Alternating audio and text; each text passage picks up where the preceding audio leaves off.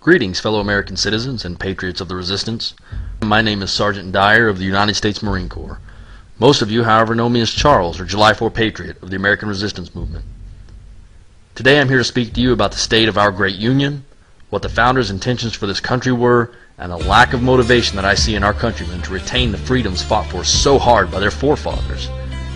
I'd like to bring some of their thoughts to life. Now, you may have to do a little bit of research on the subjects I bring before you if you haven't ever studied how the U.S. came to be, but it is your duty to enlighten yourselves. I'm just one of many tasked with the duty of guiding you along the way. However, your thoughts and your convictions must be your own and no one else's. Thomas Jefferson wrote that if a nation expects to be ignorant and free in a state of civilization, it expects what never was and never will be. Patriots, at this crucial point in our history, information and knowledge are key. They mean the difference between retaining and losing this republic.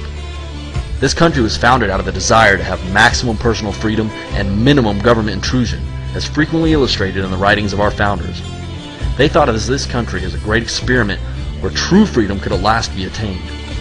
They believed in the potential of this country so greatly that they gave their lives. Some of them even watched as their children died on the battlefield, and others lost everything they had and died penniless. They endured greater pains than you or I will ever even fathom, simply for the dream that one day their children and grandchildren could prosper without the wolf of tyranny knocking at their door. My countrymen, my brothers, that wolf is now at our door. That evil which they warned us of has come upon us like a thief in the night. It has crept slowly into our lives and is preparing for its final blow. We have not heeded the words of our forefathers, and for that, we may have to pay dearly to regain our republic. I am sorry, but there is a great chance that our republic can no longer be saved through political means. They have all but extinguished our hopes of diplomatic resolve. We cry out as they spend our children's future into oblivion, and yet they refuse to listen to us. We protest as they vote on laws to force us to conform to their health care, and they refuse to listen. We show them in plain daylight that they are overstepping their clearly mandated bounds as set forth by the Constitution, and yet they still refuse to listen. I am deeply saddened by the course of events that have taken place over the last decade, and even more saddened that I was asleep as it happened. Now that I see what our government is doing, it's increasingly difficult for me to understand how the American people can sit idly by as our beliefs and traditions are being dismantled before our eyes. We were once a country of rebellious freethinkers and fiery-spirited innovators. Have we now become a country of cowardice and conformity? The government passed an $800 billion stimulus bill, which robs from the pockets of every man, woman, and unborn child, without ever even reading this bill. And you stand by doing nothing. They bail out businesses and banks that have failed due to their own mismanagement, greed, and government meddling, and your hard-earned money is what they use, and you sit there silently. Your government dishes out $300 billion to illegal aliens for welfare, all the while refusing to patrol our borders, and you half-heartedly complain about it. They take our Constitution, which our founders fought, bled, and died for, and they shred it as if it means nothing. For the first time in history, we have a president that's sitting on the head of the UN Security Council. For the first time in history, we will have a government-mandated health care. I mean, forget the fact that Medicare, Fannie Mae, Freddie Mac, Social Security, and every other government program ends up bankrupt just like government health care will. It is simply unconstitutional. And if you refuse to participate, you face jail time or getting fined. Where in the Constitution does it give the government the right to mandate your health care? That is left up to the states and the people as per the 10th Amendment, and yet all you do is hold picket signs in front of Congress and walk away with your tail between your legs when they shove it down your throat. Is this what America's become? James Madison, the father of the Constitution, said the ultimate authority resides in the people, and that if the federal government ever got too powerful and overstepped its authority, then the people would develop plans of resistance and resort to arms. 234 years ago, they knew this could happen, and they spoke openly about it so that it wouldn't. But now the mainstream media portrays you as some crazy redneck racist if you echo the thoughts of the very men that created this great nation. Only when the corrupt officials feel your grasp at their throats will listen to your pleas. We are the last bastion of hope for freedom in the world. If we fail, the world fails. Do you not understand the implications of allowing our government to turn this country into a nanny welfare state? The founders warned us against the welfare state, where the government takes care of everyone from the time they're born until the day they die. They warned against confiscatory taxation and spending what we don't have. Jefferson even believed it was immoral for one generation to pass on debts to the next. As I've said before, this is not some game that you get a second chance at if you fail. If you fail to stand up and fight for freedom, then it will be lost forever.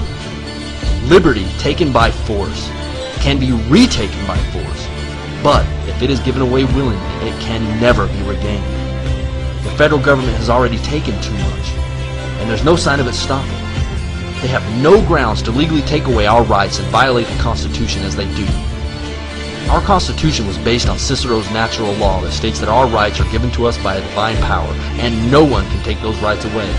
And whether you believe in a maker or not, it doesn't matter. It's an undeniable fact that our country was founded on this, by both Christians and pagans alike. They have crossed the line time and time again with regards to our civil liberties and the rights bestowed upon us by the Creator. And it is your right to draw the final line. Thomas Paine said the rights of men in society are neither divisible nor transferable nor annihilable, but are descendable only. And it is not in the power of any generation to intercept finally and cut off the descent. If the present generation or any other are disposed to being slaves, it does not lessen the right of the succeeding generation to be free. Wrongs cannot have legal descent. It is our right as free men to cast off the chains which this country places upon us, and when all legal means have been exhausted, we have the right to use force. The very essence of being an American is deeply rooted in rebellion. Now, if the words that I speak sound treasonous to you, then perhaps you need to take a step back and take another look at this country and the ideas that served as its foundation. Perhaps you need to study your history a little more and stop listening to mainstream media. Chief Justice William Douglas, the longest-serving Supreme Court justice in this nation's history, stated that the right to revolt has sources deep in our history. You are not wrong to feel the way you do. You're not a bad person to feel anger toward the corrupt officials that enslave you through illegal taxation and unconstitutional legislation. To be prepared to take up arms to defend yourself is to love your country and freedom more than simply being alive. They'd have you believe that we're just a group of backwood rednecks without the ability to voice themselves, that resort to violence instead. The simple reality of the matter is that we are men from all aspects of life. We're doctors, we're lawyers, we're farmers, we're Marines. We're all around you and you don't know it because we are you. We are the American people. We are the American embodiment of freedom. We love. We laugh. We care for one another and value freedom of all man regardless of race, above our own well-being. And we realize that taking up arms against tyranny, as Thomas Jefferson put it, is obedience to God. Whether you believe in a God or not does not change the fact that our founders had an idea that this would happen and gave us the ability to stop it through the Constitution. Now, I repeat the quotes of our forefathers because it is imperative that the American people see that they were attempting to protect us from exactly what we face today. All of these quotes have the ring of truth more today than ever. And those of us who are prepared to take up arms in the defense of our brothers and our liberties are completely within our rights as Americans to do so, as free men to do so. When the government finally stops listening to us, and it's become quite apparent that they are, then they are declaring war on our very freedoms, and we are left with only two choices: either fighting on our feet or living on our knees. I ask you today to cast off the stigma placed on you by the media, to cast off the chains placed on you by the corrupt officials. We must draw a line in the sand and stop moving it backward, or we'll find ourselves backed into a corner with no way to fight out. If you wait until gun confiscation before you act, you're going to find yourself waking up one morning with a rifle in your hand and no liberties. We must say this far and no farther. We will not allow our sovereignty and freedoms to be taken from us, no matter the perils that we face. That we are Americans and we will fight. Stand with us and join the resistance. Stand with us and fight for the freedom of your posterity. Let them not look back at us and see a generation of cowards, but a generation of free men.